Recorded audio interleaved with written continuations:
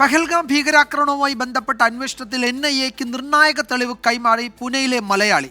ഭീകരാക്രമണത്തിന് ദിവസങ്ങൾക്ക് മുൻപ് ശ്രീജിത്ത് രമേശൻ എന്ന മലയാളി പകർത്തിയ ദൃശ്യങ്ങളിൽ ഭീകരരുടെ മുഖം പതിഞ്ഞിരുന്നു. ഭീകരാക്രമണ സമയത്ത് ഗുജറാത്ത് സ്വദേശി ഋഷി ഭട്ട് പകർത്തിയ ദൃശ്യങ്ങളും അന്വേഷണത്തിൽ നിർണായകമാണ്. ബൈസറൻ വാലി താഴ്വരയിൽ ഏപ്രിൽ 18-നാണ് കുടുംബസമേതം ശ്രീജിത്ത് രമേശൻ എത്തുന്നത്. സന്തോഷ നിമിഷങ്ങൾക്കിടയിൽ പകർത്തിയ ദൃശ്യങ്ങളിലൊന്നാണ് പഹൽഗാം ഭീകരാക്രമണത്തിൽ നിർണായക തെളിവുകളിലൊന്നായി മാറുന്നത്. ആക്രമണത്തിന് മുൻപ് തന്നെ ഭീകരർ പ്രദേശത്ത് എത്തിയതിന് തെളിവായി ദൃശ്യങ്ങൾ.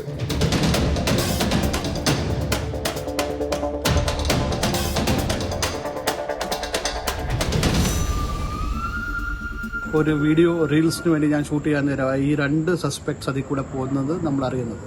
നമ്മൾ അതിൻ്റെ ഇൻഫർമേഷൻ ഡൽഹി NIAക്ക് കൊടുത്ത് അത് വെച്ചിട്ട് NIA മുംബൈ ഹെഡ് ഓഫീസിൽ ഇൻവെസ്റ്റിഗേഷന് വിളിക്കുകയും അതിന് വേണ്ട കംപ്ലീറ്റ് ടെക്നിക്കൽ കാര്യങ്ങളും നമ്മൾ കൈമാറിയിട്ടുണ്ട്.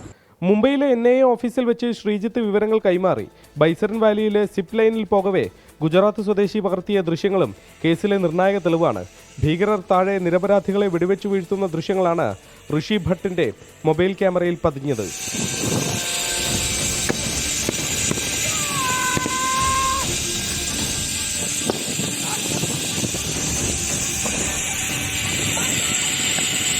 मैं जब जिप लाइन कर रहा था तब फायरिंग स्टार्ट हुई. अराउंड 4 से 5 बार गोलियां चल गई. तब 20 सेकंड तक तो मुझे मालूम नहीं था, मैं मेरी मस्ती में जिप लाइन के अंदर था.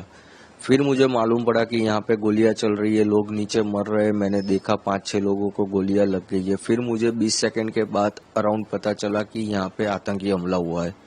वो अल्लाहू अकबर ऐसे 3 बार बोला और फिर फायरिंग स्टार्ट हुई. ഭീകരർക്ക് പിന്നാലെ തന്നെയുണ്ട് സുരക്ഷാ സേനകൾ.